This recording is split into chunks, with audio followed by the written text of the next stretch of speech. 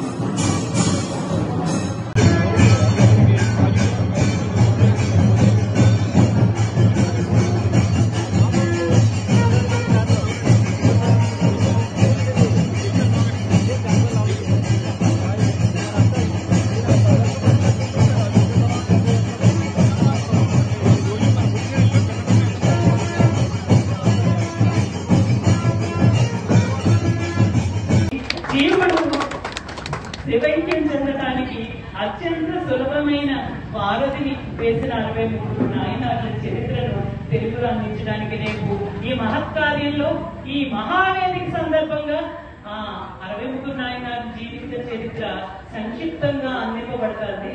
అంతేకాకుండా 63 నాయనార్లకు సంబంధించిన ఒక పాట, మన ప్రాంతానికి నాయనార్లు అనే పేరే తెలియదు, వారి పరంపరలో స్వామి మాసిరామన్ చేసిన జ్ఞాన సంబంధ మహాస్వామి నా వేదనని రోదనని చూసి అమ్మ టీటీడీ దేవస్థానం తరఫున 12 తిరుమురైలు తెలుగులో ప్రచురింపబడిన మొదటి కాపీని ఇస్తున్నానని చెప్పి చేతిలో పెట్టారు.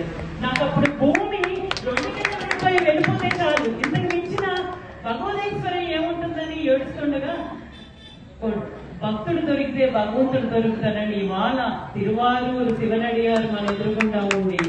అక్కడ అరుణాచలేశ్వరుని ఆలయంలో కార్తీక గురువులు మన ప్రతినిధిగా వచ్చి శైవ పరంపరకే కైలాస పరంపరకే పేరుగాంచిన శ్రీ ధర్మపురం ఆదీనం స్వామి దేశకు సంబంధ మహాస్వామికి రావటం కుదరలేదు. రేపు తిరుపరకుండ్రం తిరుచెందూరు కుంభాభిషేకం కారణంగా రాలేకపోయారు. వారికి ప్రతినిధిగా ఈ రోజున చొక్కలింగ మహాస్వామి వారు ఇచ్చేయటం మన ఆంధ్ర ప్రజలకి ఎంతో భాగ్యం.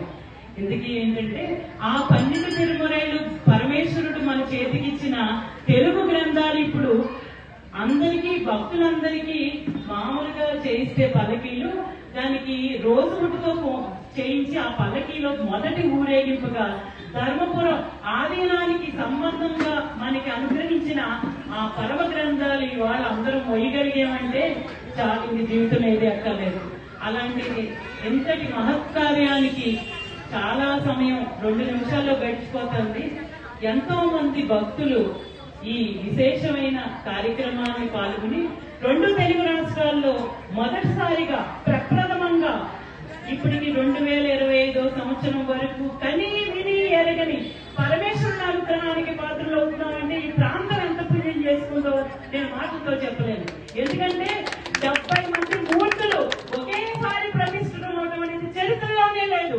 అలాంటి మనలో ఎవరు తపస్సు చేశారో పరమేశ్వరుని అనుగ్రహం తెలియదు. అలాంటి వచ్చిన ఈ సందర్భంగా మహాయాగంలో ఈ రోజున ఈ మహావేదికలో 70 కలశాలు, ఎక్కడ 70 కలశాలతో జరగడం అనేది చరిత్ర లేదు. ఒక సామాన్యురాలు, ఒక అతి సామాన్యురాలు ఈ కార్యక్రమాన్ని ఆధ్వర్యంలో నిర్వహించాలంటే ఎంత కష్టమో మీ అందరికీ తెలుసు. పరమేశ్వరుడు అనుగ్రహం వల్ల అంత విశేషమైన భక్తుల యొక్క అనుగ్రహంతో ఇది జరుగుతుంది. అందరూ యాగశాలనే కాకుండా రేపు 63 నాయనాల ప్రతిష్టకి 9 నుండి 10:30 వరకు శుభముహూర్తం నిర్ణయించబడింది. భక్తి ప్రపంచంలో ఇలాంటి ముహూర్తం జీవులని తరింపచేయటానికి ఇక ముందు జరుగుతుందో లేదో తెలియదు, కానీ మన దేహం ఉండగా ఈ ఉన్న సమయంలో మనకి జరగటం అనేది ఆయన అనుగ్రహానికి పరమ తార్కాణం. భక్తులందరూ నిశ్శబ్దంగా ఉండి పరమేశ్వరుడు ఇంతమంది మహాత్ముల మధ్య, ఇంతమంది భక్తుల మధ్య, అందులో తిరువారూరు ఈ శివనడియారైన శివనడియారైన శరవణ ఆశీస్సులతో కుమారుని రావడం అనేది ఈ భూమి చేసుకున్న పుణ్యం. ఒక శివభక్తుడు దొరికితే పరమేశ్వరుని దొరుకుతారనే నానుడికి నిలువెత్తు నిదర్శనం మన కుమారి వాళ్ళ. తన ఆధ్వర్యంలో మన అరుణాచలేశ్వర ప్రతినిధిగా ఆయన ఆధ్వర్యంలో కైలాస గురు పరంపర ఆధీనంలో ఇంతమంది ఒకే విధంగా సమ్మేళనమై ఉండటం అనేది మనకు కాదు,